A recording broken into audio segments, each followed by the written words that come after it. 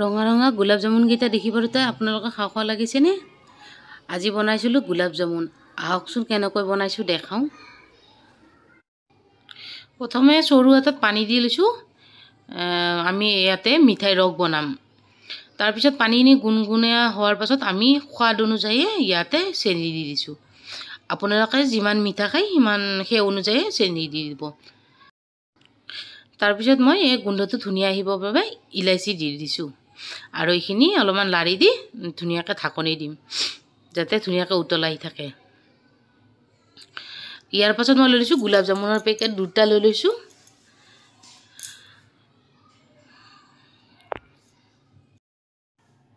আৰু এয়া পাউডাৰ গাখীৰ, এভৰিডেৰ পাউডাৰ গাখীৰ মই দুটা পেকেট লৈ লৈছোঁ। এইখিনি আমি যেনেকৈ আটা মাৰোঁ নহয় তেনেকৈ মাৰিম যাতে বেছি ঢিলা হৈ নাযায়। তাৰপিছত অলপ অলপকৈ মই গাখীৰ দি আছোঁ যাতে গাখীৰ বেছি হৈ নাযায়, বেছি হৈ গ'লে ঢিলা হৈ যাব ন, সেইকাৰণে মই অলপ অলপকৈ দিছোঁ। আৰু এয়া আমাৰ ধুনীয়াকৈ মাখা হৈয়ে গ'ল। তাৰপিছত কেৰাহী এটা বহাই দি মই ইয়াতে তেল দি দিম। তেলখিনি গৰম হৈ আমি লাড়ু বনাই ল'ম। প্ৰথমে মই হাতখনত অলপমান ঘি সানি লৈছোঁ। তাৰপিছত ইয়াতে সৰু সৰু কৰি লাড়ু বনাম। অলপমান জোৰকৈ হেঁচি হেঁচি লাড়ুকেইটা বনাব লাগিব যাতে ফাটি নাযায়, ফাটি গ'লে বেয়া হৈ যায়।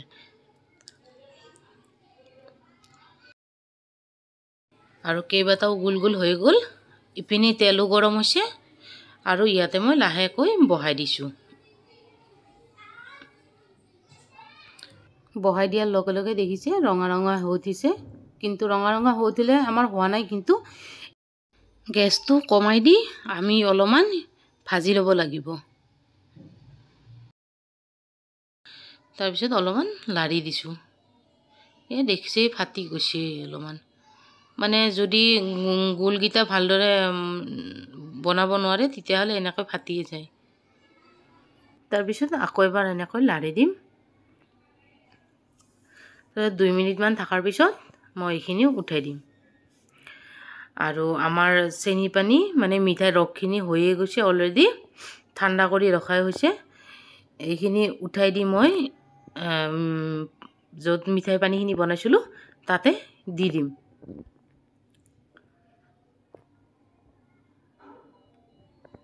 এয়া মিঠাই পানীখিনি ইয়াতে দি দিছোঁ।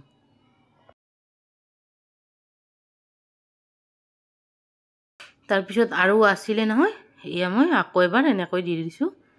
এইখিনিও এনেকৈ ভাজি ল'ম। এইখিনি ভাজা হৈয়ে গৈছে। তাৰপিছত এইখিনি তুলি মই আকৌ মিঠাই পানীখিনিত এনেদৰে দি দিছোঁ। তাৰপিছত ঢাকন মাৰি দিছোঁ। আমি এক ৰাতি ৰাখি দিম। আৰু এয়া দেখিছে ৰাতিপুৱা মই দি দিছিলোঁ খাবলৈ। এয়া বাৰু হৈছেনে ধুনীয়া। আপোনালোকে এদিন ঘৰত ট্ৰাই কৰি চাবচোন। আজিলৈ ইমানেই।